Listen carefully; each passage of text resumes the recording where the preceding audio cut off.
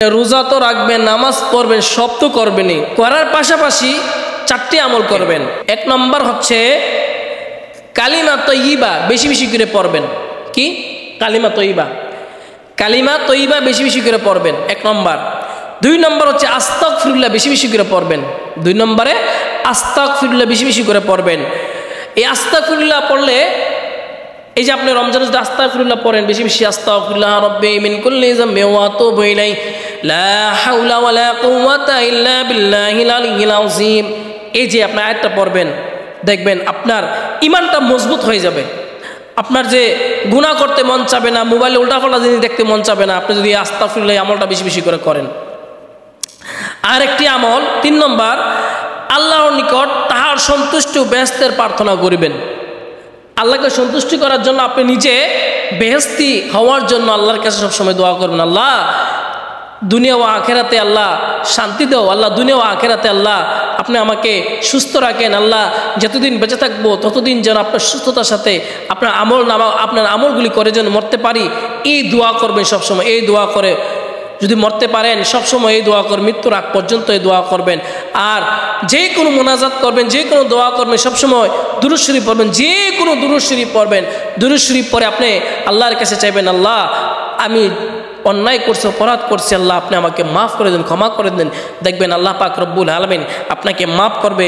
আরেকটি 4 নম্বর আমল, আল্লাহর সন্তুষ্টি তাহার গজব আযাব ও দুজক হইতে পানাহার চাইবেন। আল্লাহর সন্তুষ্টি তাহার গজব আযাব ও দুজক হইতে পানাহার চাইবেন। আপনি আল্লাহর গজব বোঝেন না? মনে করেন আমাদের দেশে ঝড় হয়, তুফান হয়, হ্যাঁ, মনে করেন অনেকের বাড়িতে বাড়িঘরে আগুন লাগে বাড়িঘর ফুইরা সারখার হয়ে যায়, আছে না? এরকম এই সমস্ত গজব থেকে, আযাব থেকে মুক্তি পাওয়ার জন্য আল্লাহর কাছে একটু দোয়া করবেন। আল্লাহ এই সমস্ত আযাব থেকে, গজব থেকে, তোমার আযাব গজব থেকে আল্লাহ আপনি আমাদেরকে রক্ষা দিন। দেখবেন আপনি যদি রমজান মাসে বেশি বেশি করে আল্লাহর কাছে কাঁদতে পারেন, আল্লাহরে কইতে পারেন, দেখবেন আল্লাহ পাক রব্বুল আলামিন আপনাকে সমস্ত ধরনের আযাব গজব থেকে রক্ষা দিবেন। কে? আমার আল্লাহ পাক রব্বুল আলামিন আপনাকে সমস্ত দুনিয়ার আযাব গজব থেকে রক্ষা করবেন। আর একটি মাসআলাটা হচ্ছে, রমজান মাস তো আমাদের জন্য রোজা রাখা ফরজ করা হয়েছে। কোরআনে কারিমের মধ্যে আল্লাহ বলেন, আমি বান্দা তোমাদের জন্য রমজানকে ফরজ করে দিয়েছি। আর রমজান ছাড়া বাকি যে রোজাগুলি রাখো এগুলো হচ্ছে নফল রোজা। নফল রোজা ক্ষেত্রে তোমরা যদি স্বামী স্ত্রী পরস্পর যদি সঙ্গমে যদি যেতে চাও, তাহলে কোনো স্বামী যদি কোনো স্ত্রীকে বলে, ওগো স্ত্রী তুমি রমজান মাস এই নফল রোজা রেখো না, নফল রোজাগুলি ভেঙে ফেলো, তাহলে স্বামীর কথা স্ত্রী নফল রোজাগুলি ভাঙতে পারবেন। আর স্বামী যদি ফরজ রোজার ক্ষেত্রে যদি দিনের বেলা যদি স্বামী যদি আপনার কাছে যদি সঙ্গম চায়, খবরদার ফরজ রোজা কিন্তু ভাঙা যাবে না, ফরজ রোজা কিন্তু ভাঙা যাবে না। স্বামী যদি আপনার কাছে যদি রমজান মাসে যদি সঙ্গম চায়, খবরদার এই স্বামীকে রমজান মাসে ফরজ রোজা দিনের বেলায় স্বামী স্ত্রী মেলামেশা করবেন না, রাত্রিবেলা করেন, সিহারি রাত পর্যন্ত সমস্যা নাই, কিন্তু দিনের বেলা আপনারা খবরদার এরকম কাজ আপনারা করতে যাবেন না। আর একটি কথা হচ্ছে, আমাদের দেশের নারীদের অনেক সময় মাসিক হয় বা 6 দিন 3 দিন মাসিক থাকে, মাসিকের কারণে রোজা রাখতে পারে না। এই রোজাগুলি, কাজা রোজাগুলি রমজানের পর ইনশাল্লাহ আপনারা আদায় করার চেষ্টা করবেন। যে কাজা রোজাগুলি আপনাদের যে মাসিক হয়, মাসিকের কারণে রোজা রাখতে পারেন না, এই কাজা রোজাগুলি আপনারা রমজানের পরে আদায় করবেন। আর একটি কথাটা হচ্ছে, আপনারা যে 7 দিন বা 3 দিন মাসিক অবস্থা রোজা রাখেন না, খাবার দাবার খান ঘরের মধ্যে, দিনের বেলা সকাল দুপুরে যে খাবার খাবেন, খবরদার কারোর সামনে লোক দেখায় কোনো খাবার খাইবেন না। যদি আপনি ওই আরেকজনকে দেখায় খাবার খাইতে গেছেন, তাহলে তার রোজাটা মাকরু হয়ে যাবে। আপনি তার সামনে খাবার খাবেন না, আপনি আলাদা অন্য একটি রুমে যায় দরকার হইলে দরজা বাড়ি দিয়া আপনি আপনার দিনের বেলা পানাহার করবেন। যারা রোজা রাখা সম্ভব না, যাদের মাসিকের সমস্যা হয়, তারা এই কাজটা করবেন। আর মাসিক ভালো হয়ে গেলে আপনারা দৈনিক রোজা রাখবেন। আর এই কাজা রোজাগুলো ইনশাল্লাহ আপনারা ঈদের পরে রাখার চেষ্টা করবেন। আর বেশি বেশি আমল করবেন, কোরআন তেলাওয়াত করবেন, তাসবিহ তাহরিমা পড়বেন, বেশি বেশি যত আমল করবেন, যত বেশি বেশি তাসবিহ তাহরিমা করবেন, এই আমলের কারণে, এই আমলের নিয়তের কারণে দেখবেন আপনি যদি বেশি বেশি তাসবিহ পড়েন, দুরূদ শরীফ পড়েন, বিসমিল্লাহ বিসমিল্লাহ। একটা ছোট্ট একটি ঘটনা আমার মনে পড়ছে। ঘটনাটা হইল, একদিন এক রাখাল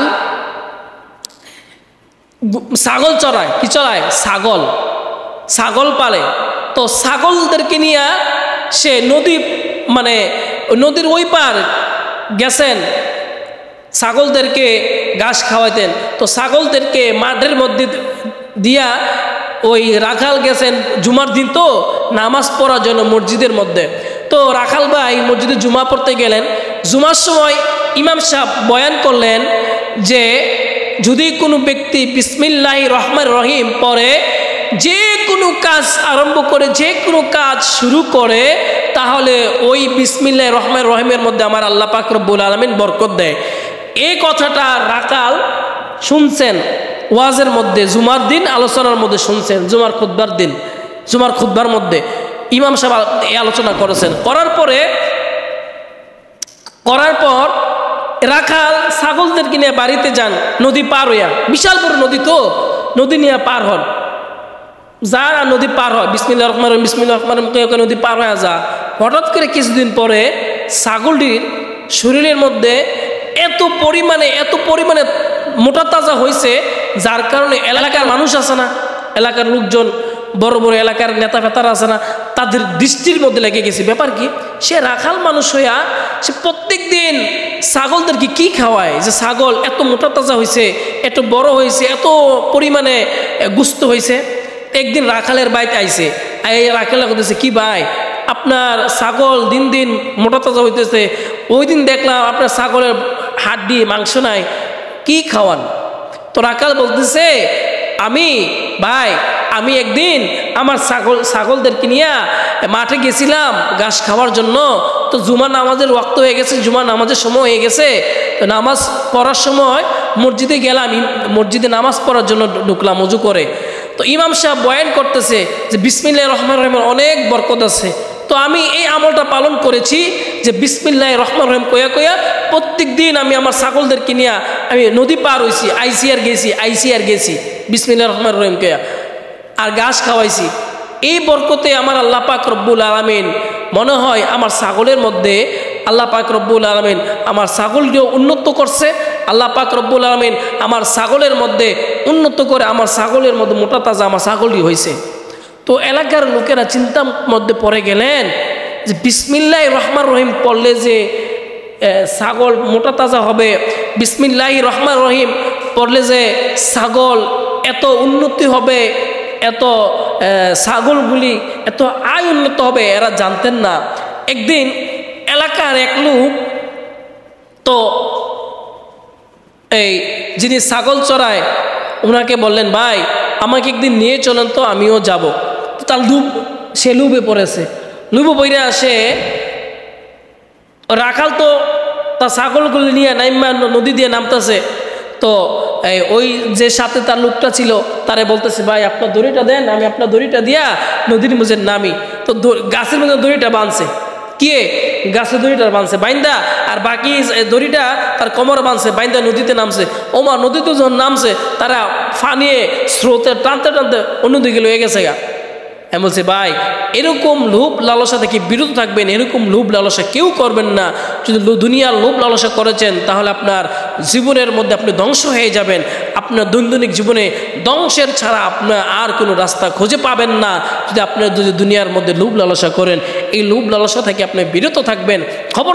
খবরদার কখনো লোভ লালসা করবেন না। সবসময় তাসবিহ তাহরিমা পড়েন, আল্লাহর ইবাদত করেন, আল্লাহকে ডাকেন, তাহাজ্জুদ নামাজ পড়েন, তাহাজ্জুদ নামাজ পড়ে আল্লাহর কাছে কান্দেন আর ডাকেন। দেখবেন আল্লাহ পাক রব্বুল আলামিন আপনার সমস্ত গুনাহ খাতাগুলি আমার আল্লাহ পাক রব্বুল আলামিন মাফ করে দেবেন। আর একটি আমল দিয়ে আমি আমার আলোচনা শেষ করছি।